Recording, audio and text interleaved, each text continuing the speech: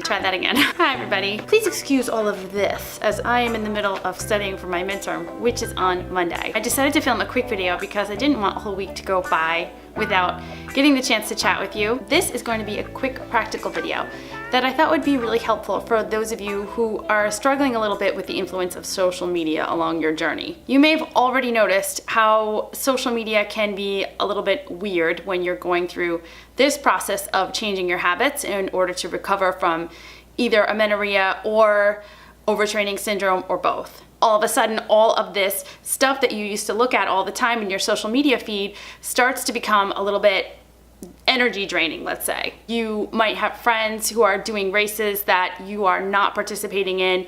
You may be looking at people that you don't know that have these bodies that make you feel a certain way. There is an inevitable comparison that sometimes happens. And when you're in a situation where you have to gain weight, you have to eat more, you have to reduce your training, this can be enormously disconcerting. I know lots of people talk about just completely eliminating Instagram from their life, but I don't necessarily think that that's really necessary. I found a few hacks, actually. I hate that word, but I actually did find a few ways to change what it is that you're seeing on Instagram. I don't think it's 100% necessary to cut it out completely. I think there's some amazing people doing some really great work on Instagram, and they're drawing awareness to either certain causes or they are talking about things that they're passionate about. There's cute pictures of dogs, and who doesn't love to look at a donut? I mean, it's all good. So of course we're going through this transitional moment and we don't want to be inundated with images that are going to make us feel bad. We don't need to, you know, as they say, throw the baby out with the bathwater. Instead of removing this thing from our lives entirely,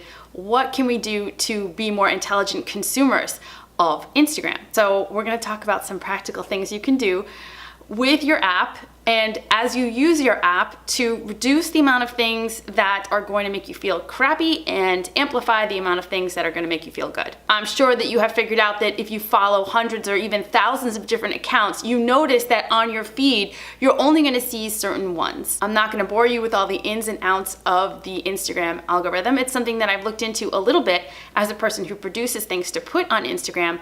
But I also started really digging into it when I decided that the things that I was seeing on my feed were no longer things that I really wanted to see. I didn't want to unfollow some of my friends. I didn't want to unfollow some of the accounts that I follow for many reasons.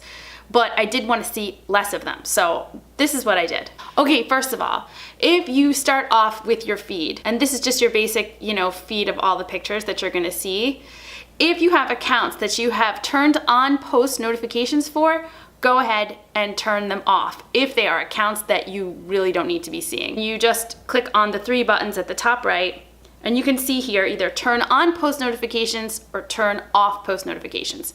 Turn them off if they are for accounts that you don't necessarily want to interact with anymore. That's just step one. Step two, when you are going through your feed, Instagram is watching how you interact with all of those accounts. So if you scroll through and you see something that you really love and want to see more of and are happy to engage with, that is something to pause on. Okay, right here I have Running in Silence. Hi Rachel. I love Rachel. I love her message. I love her account. I love the things that she talks about. So not only am I gonna like it, but I'm also going to, where it says more, I'm also gonna click on more, and I'm going to view all of her posts. Even if you don't like a post, if you click on more and you view more of that post, you are interacting with that post according to Instagram. So even if there's an account that you hate follow, yeah, I know. Don't pause on it and don't click on more if you don't want to see more of that kind of account or more of that particular account. So if you are a bodybuilder and you don't want to see all these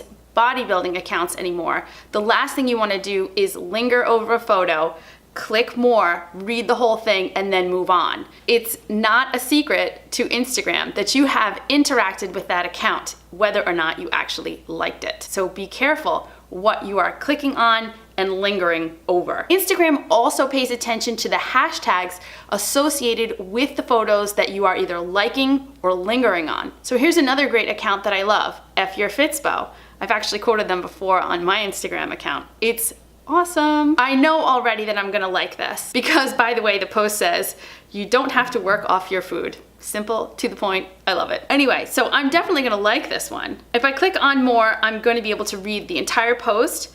But I also have to be aware of the fact that the hashtags under this account are gonna be things that Instagram is looking at and saying, okay, this means she wants to see more things like this. So other accounts that share those hashtags are gonna come up in my feed more often. It goes without saying that commenting on a photo of any kind also registers to Instagram as something that you want to interact with and will interact with more. Remember, the goal of Instagram is to put things in front of you that it thinks you want to see. So instead of being the victim of that, you have to take control. This also means watch out on the search page. So if you click on the spyglass at the bottom, you are going to come up with this famous page of all of the different squares showing you a million different things that Instagram is throwing at you to see what sticks. This is your opportunity right here to shut down some of the stuff that you don't want to see. If there is a photo of something that is bothersome to you, or it is the type of account that you used to follow before and don't want to follow anymore, there's an option for you to teach Instagram to pipe down. So whatever the photo is that you don't want to see, just click on it and again, hit those top 3 buttons at the right, and you'll see down at the bottom, I can't get the camera to focus because of the glare in the room, but at the bottom of that list, it will say, see fewer posts like this. If you hit that button, Instagram will come up with a message that says, okay, I'm removing this from the feed and I'm not gonna show you any more things like that. I did that once on one photo of a runner, and I haven't seen almost any photos of runners on my search page anymore. It's not that I have anything against runners at this point. It's that I was trying to experiment with this and I was pretty shocked at how quickly the change took place. I'm sure it doesn't shock you that whatever you search for, you are going to find more of on Instagram. Meaning Instagram is going to show you more of the things it thinks you're interested in by virtue of what you're searching. This is also true if you start clicking through photos using hashtags. If you're on a random photo of someone, especially someone that you're hate following, beware of the hashtag rabbit holes that you go down. Instagram is paying attention to your hashtag rabbit holes, and it's gonna show you more of that stuff. I'm not trying to scare you or tell you that you should censor yourself, obviously not, but just be aware of the fact that everything you're looking at is being captured somehow. It's their job to use all that information to feed its algorithm. So the way I would like to flip this is I'm gonna turn the question over to you. What are some of your favorite Instagram accounts that you love, that lift you up, that make you feel good about yourself, that make you learn something maybe, or make you think, or just bring joy to your life? There are so many good Instagram accounts out there. So my goal is this. I'm going to leave a list of Instagram accounts that I absolutely love down in the comments, and I hope that you do too. Let's share what we love. It can be anything. Musicians, baby animals, beauty companies, celebrities, social justice, feminism, advocacy, anything that you're interested in. Share them in the comments section below. Instead of cutting Instagram out of our lives, let's use it to our advantage. So I hope you'll join me in making this a positive experience and changing the game. Let's turn that algorithm right back on them. All right. I'm gonna go back to studying now. I hope that this was helpful. I hope that this is gonna be a great comment section full of awesome Instagram accounts. Even if you wanna share your own, go ahead and do it below. Oh, by the way, and if you're not following me, please go follow me over on Instagram in a case of the Jills. I promise no ab selfies. If I had abs, I hope that you all are having an awesome week. Wish me luck on Monday, and I will see you again soon. Thanks for watching.